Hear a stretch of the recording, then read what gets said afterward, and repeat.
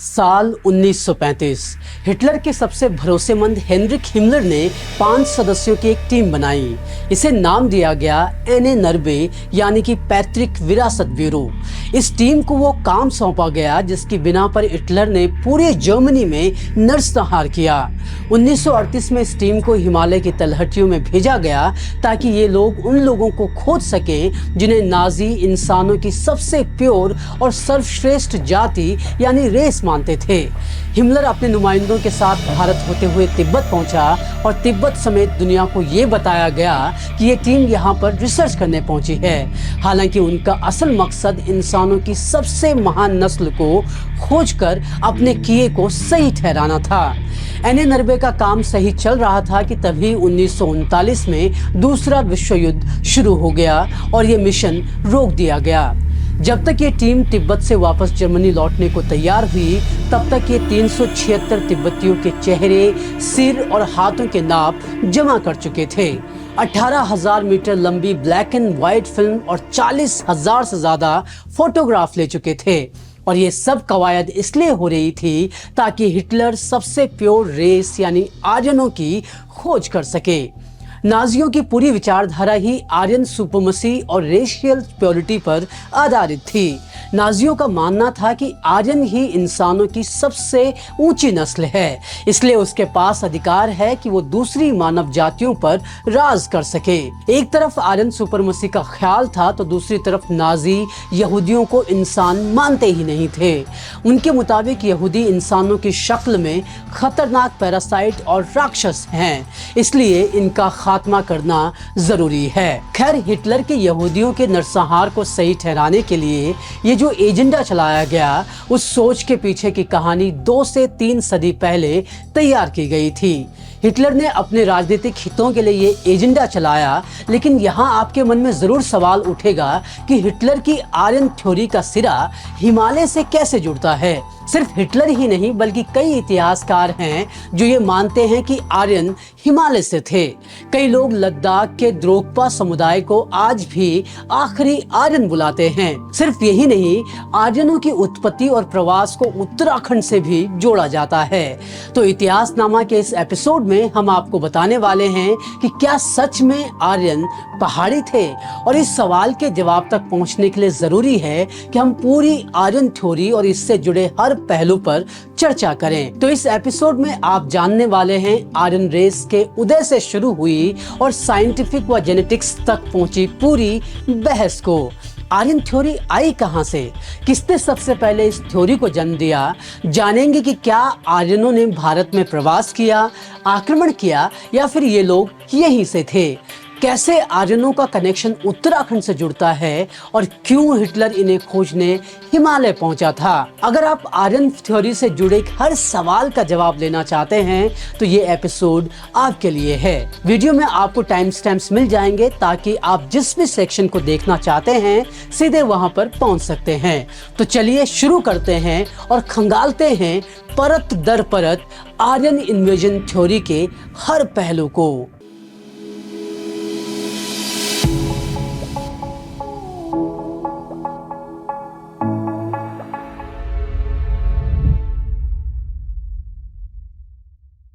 आर्यनों को लेकर कई थ्योरीज दुनिया भर में मौजूद हैं। इन थ्योरीज को डीबंक या फिर कहें कि इनका सच खोजने से पहले जानते हैं कि ये आर्यन शब्द आया कहां से है और इसके मायने क्या हैं।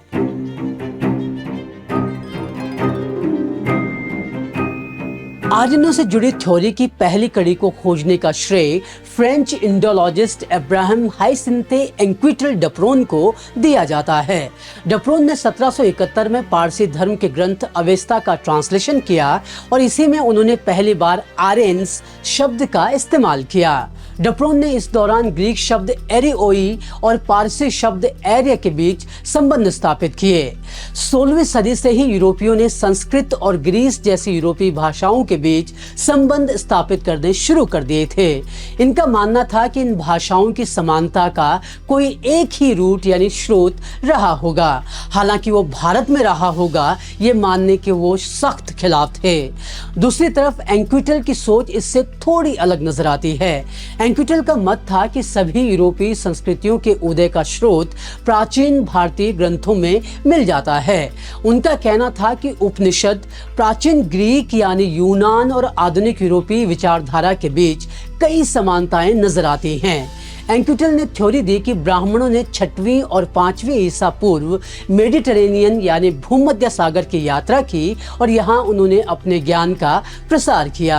एंक्विटल का मत था कि ईसा काल में उनकी टीचिंग्स गायब हो गई थीं, लेकिन ये तब फिर वापस आ गए जब विद्वानों ने यूरोपीय परंपराओं में भारतीय बुद्धिमत्ता को खोजना शुरू किया। लेकिन इसी बीच अंग्रेजों ने एक और थ्योरी दे दी। भारत में ब्रिटिश जज और एशियाटिक सोसाइटी ऑफ बंगाल के फाउंडर सर विलियम जोन्स ने आर्यन इन्वेजन थ्योरी का पहला ईंट रखा। The horse, the wheel and the languages में डेविड एंथनी बताते हैं कि जॉन्स ने थ्योरी दी कि संस्कृत और यूरोपीय सिविलाइजेशन की भाषा ग्रीक और लैटिन का स्रोत एक ही है। इसके साथ ही पर्शियन, सेल्टिक और जर्मन भी समान स्रोत से ही आती है। इस थ्योरी के बाद पूरे यूरोप में इन भाषाओं के स्रोत और इन भाषाओं को बोलने वालों की तलाश जोरों शोरों से शुरू हो गई। ये वो दौर था जब रोमांटिक्स मूवमेंट अपने चरम पर थी। जर्मनी में रोमांटिक्स कन्विक्शन का मानना था कि भाषाएं और लोग एक समान होते हैं और इस विचारधारा से जन्म हुआ प्रोटो इंडो यूरोपियन रहस्यमयी मातृभाषा का। माना गया कि सभी पश्चिमी सभ्यताओं की शुरुआत इसी से हुई।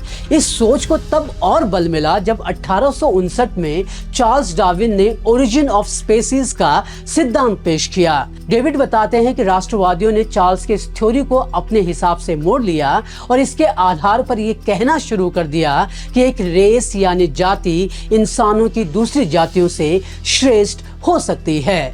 निष्कर्ष निकाला गया कि जो श्रेष्ठ यानी ज्यादा फिट नस्ल है उसके पास कमजोर रेस यानी नस्लों पर राज करने का अधिकार है। साथ ही ये भी परिभाषा गढ़ी गई कि जो कमजोर नस्ल है वे जेनेटिक वीकनेस की वजह हैं और श्रेष्ठ नस्ल को संक्रमित करने वाली हैं।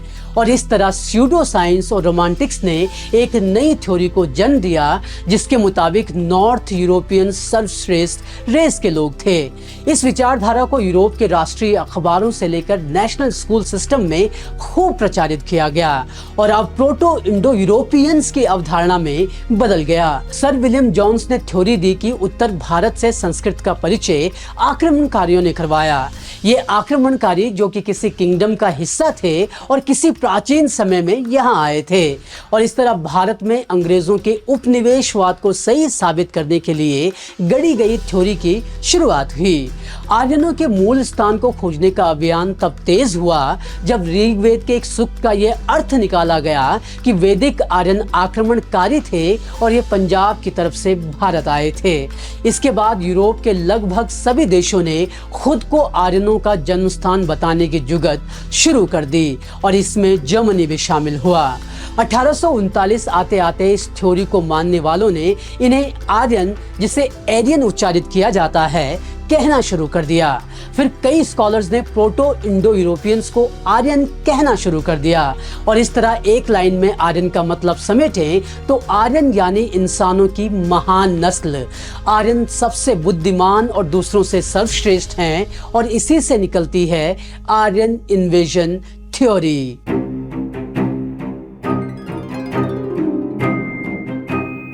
मानवता की सबसे श्रेष्ठ रेस का नाम आर्यन था, ये अब तय कर दिया जा चुका था। 1853 में आर्थर डी गोबिनेउ ने inequality of the human races में बताया कि गोरे ही आर्यन थे और यही सभ्य यानी सिविलाइज्ड लोग थे।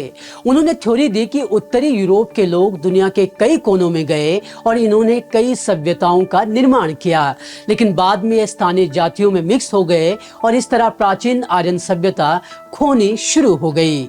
आर्यन थ्योरी का सबसे प्रोमिनेंट नमूना पेश किया गया 1861 में। जर्मन फिलोलॉजिस्ट और ओरिएंटलिस्ट मैक्स म्यूलर ने आर्यन इन्वेजन थ्योरी पेश की। The origins of the Aryans किताब के मुताबिक मैक्स म्यूलर ने साइंस ऑफ लैंग्वेज के लेक्चर्स में सिर्फ आर्यन भाषाओं की बात करने की बजाय आर्यन रेस और आर्यन परिवार की बात की। म्यूलर ने थ्योरी पेश की कि एक वक्त था जब भारतीयों, पारसियों, यूनानियों, रोमन, सेल्ट्स और जर्मन के पूर्वज एक साथ रहा करते थे, शायद एक ही छत के नीचे। म्यूलर ने मत पेश किया कि आर्यनों की ये समूह मध्य एशिया में काकेशस पर्वत श्रृंखला में एक साथ रहा करते थे, जो प्रोटो इंडो यूरोपियन भाषा बोला करते थे। इनमें से कुछ लोगों ने यूरोप की तरफ माइग्रेशन किया और इस तरह इन्होंने यहाँ यूरोपीय भाषाओं को जन्म दिया। कुछ पर्शिया की तरफ गए तो उन्होंने पर्शियन और ईरानियन भाषाओं को तैयार किया और कुछ लोग भारत की तरफ आए जिन्होंने संस्कृत और आधुनिक भारतीय भाषाओं को जन्म दिया। म्यूलर की इस थ्योरी को यूरोपीय स्कॉलर्स ने हाथों हाथ लिया। ये सोच बना दी गई कि आर्यन मध्य एशिया में स्थित ऑक्सस नदी के पास कभी रहे होंगे और यहीं से उन्होंने नॉर्थ वेस्ट की तरफ यात्रा की। ये थ्योरी आगे कहती है कि कुछ आर्यन आक्रमणकारी सिंधु नदी के तट पर पहुंचे और यहाँ ये लगातार दक्षिण और पूर्व की तरफ युद्ध करते हुए आगे बढ़ते रहे। इन आर्यनों ने यहाँ के मूल निवासियों के साथ युद्ध लड़ा और तब तक लड़ते रहे जब तक इन्होंने इन मूल निवासियों को अपने में चौथी जाति ब्लैक्स यानी शूद्र के तौर पर शामिल नहीं कर लिया। इन लोगों ने मूल निवासियों पर अपनी भाषा और परंपराओं को लेकर असर छोड़ा, हालांकि बाद में ये स्थानीय लोगों के साथ मिक्स हो गए और प्योर आर्यन रेस खो गई। कई इतिहासकारों का मानना है कि इस थ्योरी को ब्रिटिशर्स ने बढ़ावा दिया क्योंकि ब्रिटिशर्स को ये जताना था कि वे उच्च नस्ल के लोग हैं, ऐसे में अगर वो भारत पर राज करते हैं तो यहाँ के लोगों को कोई दिक्कत नहीं होनी चाहिए क्योंकि वे भी आर्यन हैं। बाद में अंग्रेजों की इस थ्योरी को कई भारतीय विद्वानों ने भी बढ़ावा दिया, लेकिन कई थे जिन्होंने इसको नकारना भी शुरू कर दिया और जवाब में एक नई थ्योरी पेश की गई जिसमें बताया गया कि आर्यन बाहर से नहीं बल्कि भारत से बाहर गए थे।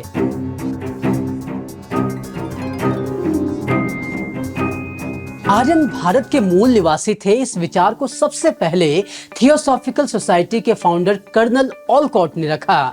उन्होंने थ्योरी दी कि आर्यन न सिर्फ भारत के मूल निवासी थे बल्कि ये यूरोपीय सभ्यताओं के पूर्वज भी हैं। थ्योरी में कहा गया कि आर्यनों की भाषा संस्कृत थी और आर्यन सभ्यता को पश्चिम में विस्तार देने का श्रेय भी इन्हें ही दिया जाता है। इनके अलावा कई भारतीय स्कॉलर जैसे AC दास, संपूर्णानंद, गंगानाथ झा और LD कल्ला ने भी आर्यनों के भारतीय होने का दावा किया। इन इतिहासकारों ने मत दिया कि आर्यनों का ठिकाना सिंधु नदी और इसकी सहायक नदियों पर कहीं पर था। इन्होंने इसे पंजाब और कश्मीर बताया है। इन इतिहासकारों के मुताबिक आर्यन सप्त सिंधु प्रदेश के निवासी थे जो कि जलवायु परिवर्तन होने की वजह से मध्य एशिया की तरफ चले गए। हालांकि जब कई सहस्त्राब्दियों यानी मिलेनियल्स के बाद सब कुछ ठीक हो गया तब ये लोग लौट आए। आर्कियोलॉजिकल सर्वे ऑफ इंडिया के पूर्व महानिदेशक बीबी लाल दावा करते हैं कि वैदिक आर्यों के उत्तर से पश्चिम की तरफ जाने के दावे के कई साहित्यिक और आर्कियोलॉजिकल प्रूफ मौजूद हैं। वो कहते हैं कि बौधायन स्रोत सूत्र में पुरूरवास और उर्वशी के बेटे अमावसु के पश्चिम की तरफ जाने का जिक्र मिलता है और उसकी संतानें गांधार, फारसी और अरट्टास मिलती हैं। बीबी लाल बताते हैं कि तुर्की में मिले 1380 ईसा पूर्व के शिलालेख से भी इस बात की पुष्टि होती है।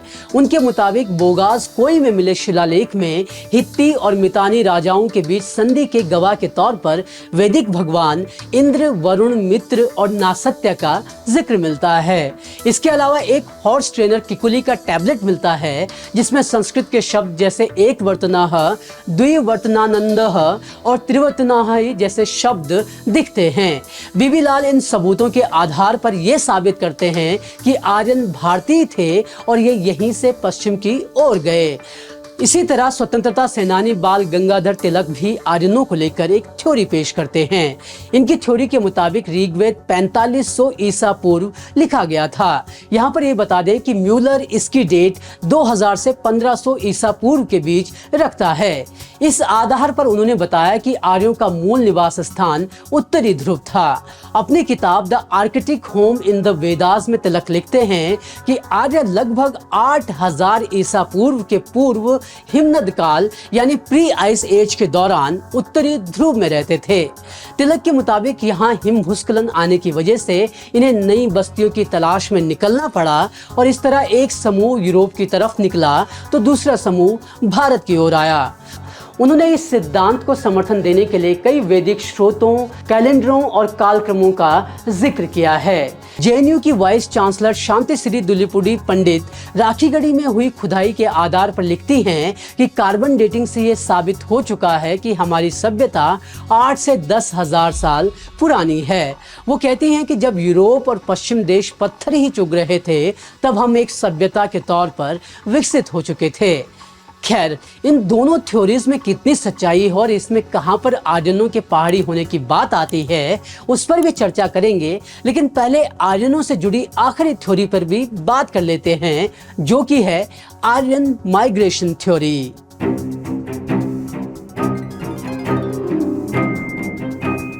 इन्वेशन यानी आक्रमण और आउट ऑफ इंडिया के बाद आर्यन माइग्रेशन थ्योरी भी सामने आई। इतिहासकार रोमिला थापर ने 1991 में लिखा कि आर्यंस की इन्वेजन की थ्योरी को अगर नकारा जाता है तो उनके भारत में माइग्रेट यानी निष्क्रमण करने की बात फोकस में आती है। वो लिखती हैं कि अगर ईरान और मध्य एशिया की संस्कृति के निशान देखे जाएं तो आर्यनों के भारत में छोटे स्तर पर माइग्रेशन करने की संभावना बनती है। उनके मुताबिक ये माइग्रेशन छोटे छोटे समूहों में और सदियों में काफी लंबी समय तक होते रहे। वह अवेस्ता और ऋग्वेद का हवाला देते हुए कहती हैं कि माइग्रेशन करने वाले ये लोग पशुपालन से जुड़े हुए थे। वो संभावना जताती हैं कि इसी टुकड़ों टुकड़ों में हुए माइग्रेशन से ही उत्तर पश्चिमी भारत में आर्यन भाषाओं का प्रचार प्रसार शुरू हुआ। इसी थ्योरी को विस्तार देते हुए आरएस शर्मा लिखते हैं कि ये पशुपालक बैक्टीरिया मार्जियाना आर्कियोलॉजिकल कॉम्प्लेक्स यानी BMAC से भारत की तरफ आए होंगे। बता दें कि BMAC एक कांस्य युगीन सभ्यता है जो 2300 ईसा पूर्व से लेकर 1700 ईसा पूर्व तक मध्य एशिया में पनपी थी। खैर, ये वो 3 थ्योरीज हैं जिनको लेकर सबसे ज्यादा बहस होती है और पूरी दुनिया इन 3 थ्योरीज में बंटी हुई नजर आती है। लेकिन इन थ्योरीज के बाद आपके जहन में एक सवाल जरूर कौंध रहा होगा कि आखिर आर्यन को लेकर सच क्या है। तो वो सच भी हम आपको बताने वाले हैं, लेकिन पहले आर्यनों के हिमालय से संबंधों को लेकर बात कर लेते हैं। जब आप आर्यनों की अलग अलग थ्योरी की बात करते हैं तो उसमें हिमालय प्रमुख स्थान पाता है और हिमालय में भी उत्तराखंड को विशेष स्थान दिया जाता है। तो इसी आधार पर अब ये पता करते हैं कि क्या आर्यन पहाड़ी थे या नहीं।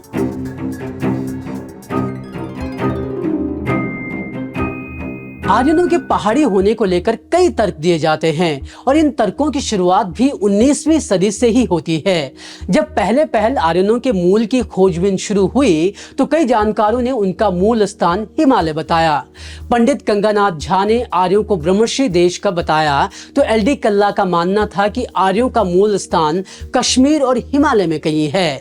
कांति प्रसाद नौटियाल अपनी किताब आर्कियोलॉजी ऑफ कुमाऊं में बताते हैं कि प्रोफेसर बेनफे और वेबर ने तर्क दिया था कि आर्यनों का आव्रजन कुमाऊं यानी उत्तराखंड से हुआ था। हालांकि बाद में कई स्कॉलर्स ने इस थ्योरी को नकार दिया। मौजूदा वक्त की बात करें तो डॉक्टर यशवंत सिंह कठोच बताते हैं कि आर्यन न सिर्फ हिमालय के थे बल्कि उनका नाता उत्तराखंड से भी है। कठोच अपनी किताब उत्तराखंड का नवीन इतिहास में इसके पक्ष में कई तर्क देते हैं। कठोच ऋग्वेद का हवाला देते हुए लिखते हैं कि सप्त सिंधु प्रदेश में सरस्वती के कांठों में आर्यों की बस्तियां थी। कठोच लिखते हैं कि वैदिक और पौराणिक परंपराओं में आर्य राजवंशों की उत्पत्ति मनु से मानी गई है। मनु वैवस्वत के वंशज मानव एक लंबे समय तक मेरु के आसपास सरस्वती के तटों पर निवास करते रहे। ऋग्वेद में सरस्वती के अलावा गोमती, सरयू नदियों के भी नाम आते हैं। साथ ही आर्यों के एक कुल के पश्चिम अभियान का उल्लेख भी मिलता है। कठोच बताते हैं कि अपने पश्चिमी अभियान में जब ये आर्यन ईरान की तरफ बढ़े तो इन्होंने यहाँ अपनी पवित्र नदियों की स्मृति छोड़ी। ऋग्वेदी गोमती नदी ईरान में गोमल और सरयू हरिरूद हो गई। कठोच लिखते हैं कि जिमर समेत कई विद्वानों ने हरवेती नदी की समानता सरस्वती नदी से की है। इन तर्कों के आधार पर कठोच निष्कर्ष निकालते हैं कि सरस्वती उत्तर कुरु अर्थात मध्य हिमालय की वर्तमान सरस्वती है और और सप्त सिंधु प्रदेश पूरा अलकनंदा प्रवाह क्षेत्र है। सरस्वती नदी को लेकर के ये रिपोर्ट भी कुछ इसी तरह का दावा करती है। इस रिपोर्ट में एक्सपर्ट्स के हवाले से बताया गया है कि सरस्वती का उद्गम स्थल गढ़वाल में स्थित हर की दून से था। माना जाता है कि ये नदी 1500 किलोमीटर लंबी, 5 मीटर गहरी और 3 से 15 किलोमीटर चौड़ी थी। सरस्वती के 6000 से 4000 ईसा पूर्व बहने का अनुमान लगाया जाता है। बताया जाता है कि बाद में पृथ्वी में बदलाव की वजह से ये सूख गई। यशवंत कठोच लिखते हैं कि ऋग्वेदिक आर्य भरत जन ही थे और इनके अलग अलग समूह उत्तर कुरु से पश्चिम और दक्षिण की ओर गए।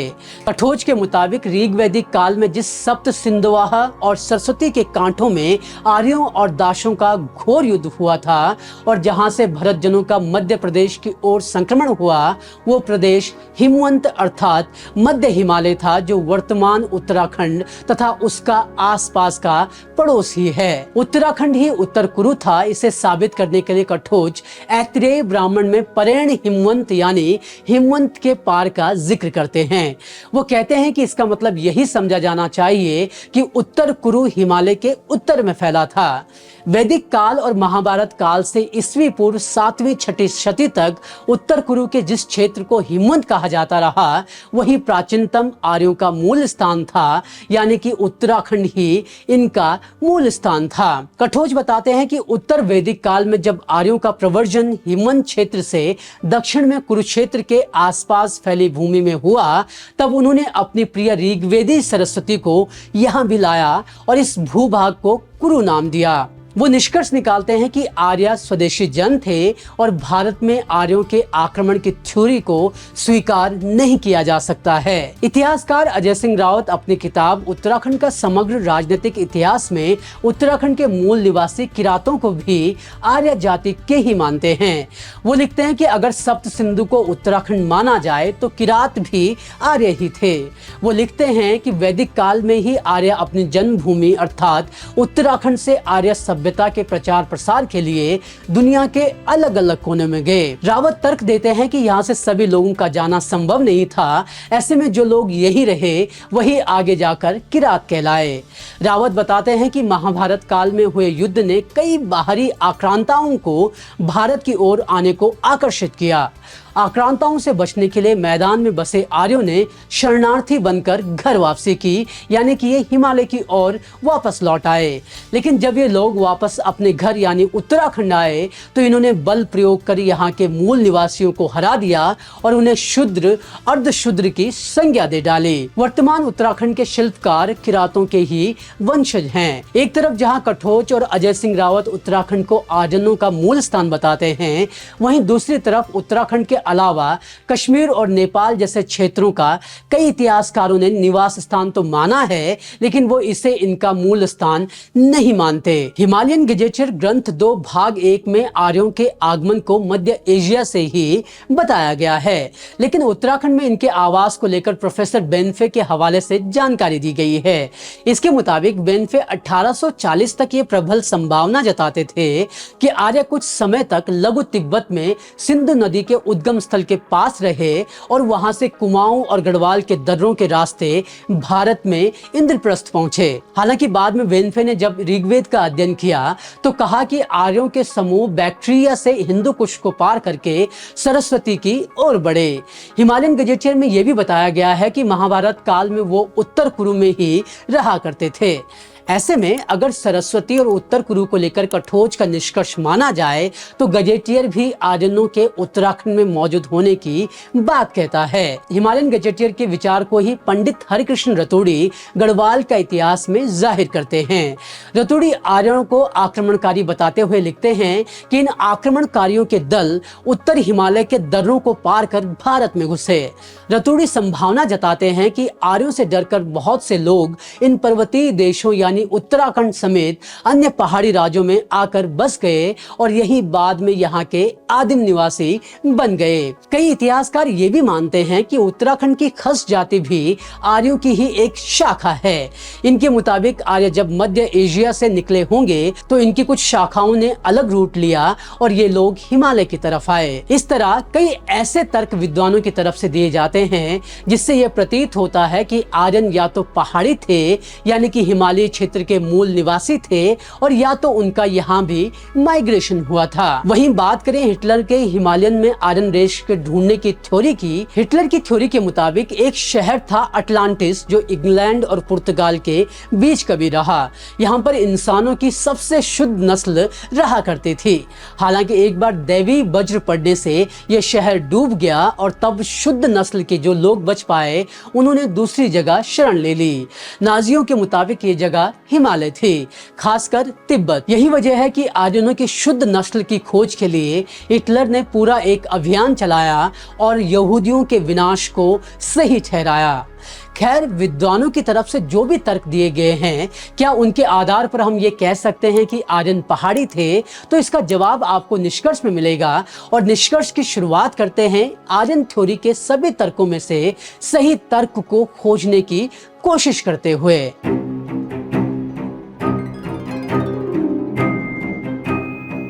दुनिया के इतिहास में अगर किसी मुद्दे का सबसे ज्यादा राजनीतिकरण हुआ है तो वो है आर्यन थ्योरी।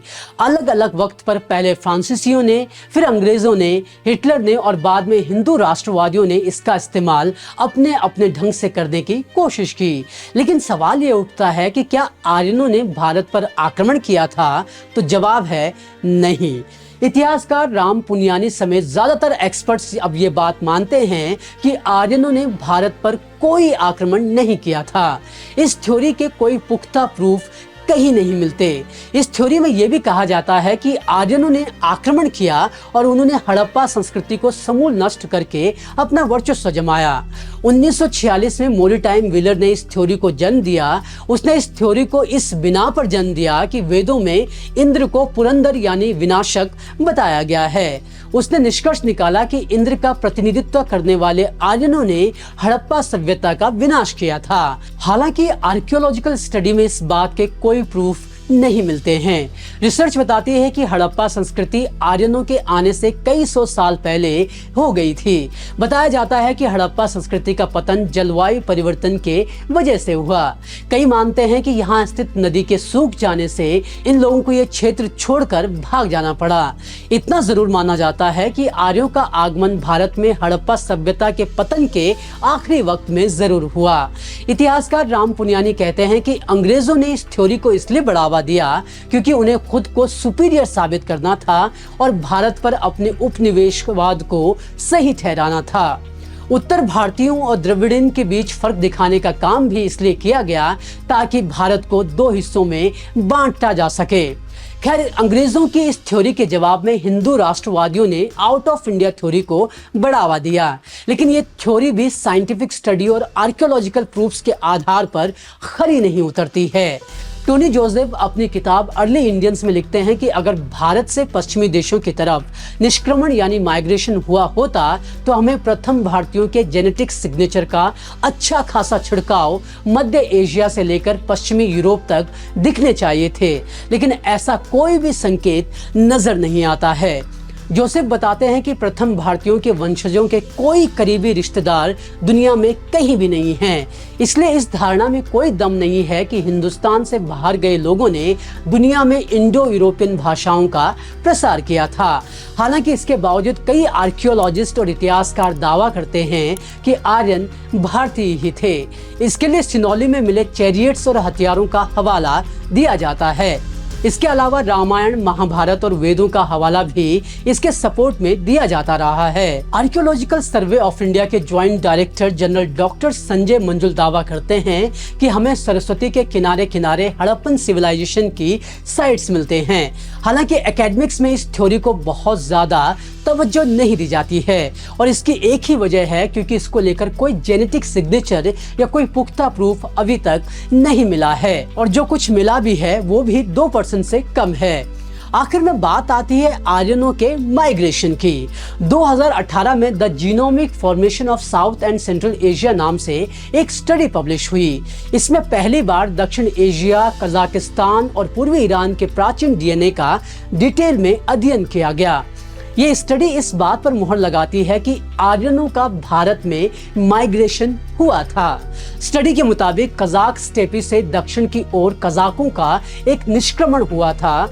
पहले ईसा पूर्व 2100 के बाद दक्षिण मध्य एशियाई क्षेत्रों की दिशा में, यानी आज के तुर्कमेनिस्तान, उज्बेकिस्तान और ताजिकिस्तान की ओर से निष्क्रमण हुआ। फिर इसके बाद ईसा पूर्व 2000 से ईसा पूर्व 1000 के दौरान दक्षिण एशिया की दिशा में निष्क्रमण हुआ।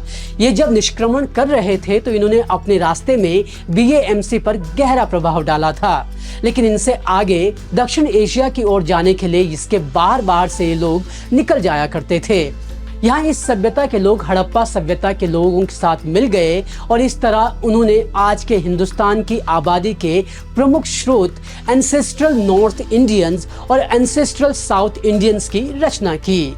ये स्टडी ये भी बताती है कि आज यूरोप और एशिया के इंडो यूरोपियन भाषाएं बोलने वाले लोगों की बहुत बड़ी तादाद उस वंशावली से जुड़ती है जिसका संबंध यमुनाया के नाम से ज्ञात स्टेपी के चरवाहों से है। स्टेपी घास और झाड़ियों के मैदानों का एक विशाल क्षेत्र है जो मध्य यूरोप से चीन तक 8000 किलोमीटर से ज्यादा के विस्तार में फैला हुआ है। इसके अलावा 2019 में हुई एक ग्लोबल स्टडी जिसमें कई भारतीय स्कॉलर भी शामिल थे।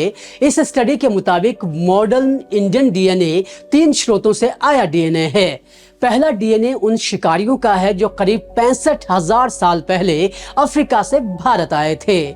दूसरी wave middle eastern pre farmers की थी जो 6000 से 4000 BCE के बीच भारत पहुंचे, और तीसरी वेव थी स्टेप हर्डर्स की जो आज के यूक्रेन और कजाकिस्तान से 1800 BCE में भारत आए।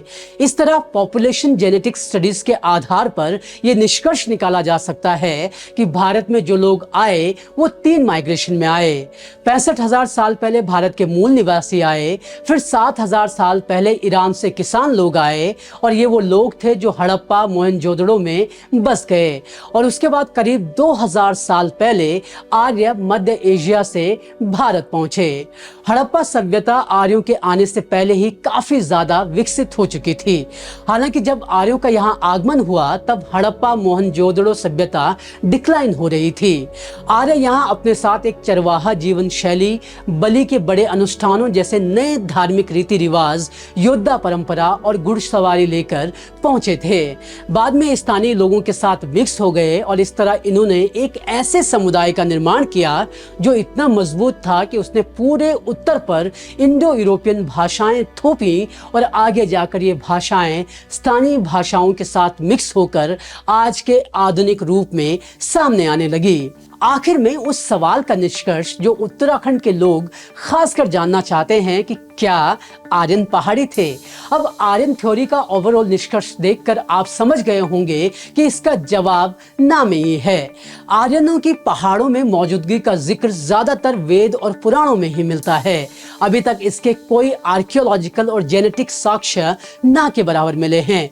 खुद यशवंत सिंह कठोच लिखते हैं कि इस मोर्चे पर अभी काफी शोध की जरूरत है। अभी आर्यनों के पहाड़ी होने की थ्योरी सिर्फ कुछ संभावनाओं और अनुमानों के आधार पर है। तो हम फिलहाल इस निष्कर्ष पर पहुंच सकते हैं कि आर्यनों का मूल पहाड़ी नहीं है, लेकिन हाँ, इनका माइग्रेशन जरूर हिमालयी क्षेत्र में हुआ होगा। तो इस निष्कर्ष के साथ ही ये रिपोर्ट यहाँ पर समाप्त होती है। हमने इस रिपोर्ट में एकदम डिटेल में हर चीज को बताने की कोशिश की है। आपको हमारी ये कोशिश कैसी लगी, क्या कमी रह गई या क्या बेहतर किया जा सकता है, इसको लेकर आप अपने सुझाव और सवाल कमेंट बॉक्स में जरूर करें। हमारी कोशिश आप तक तथ्यपरक और पुख्ता जानकारी पहुंचाने की है। अगर आपको हमारा यह प्रयास पसंद आया हो तो हमारी इस रिपोर्ट को लाइक और शेयर जरूर करें। इसके साथ ही हमारे चैनल को सब्सक्राइब करना ना भूलें और साथ ही बताएं कि इतिहास के पन्नों से उत्तराखंड के किस पन्ने की तरफ आप अपना ध्यान लेकर जाना चाहते हैं और किस पर चाहते हैं कि हम वीडियो बनाएं। तो कमेंट बॉक्स में ज़रूर बताएं और इसके साथ ही चैनल को सब्सक्राइब करना ना भूलें। Thank you.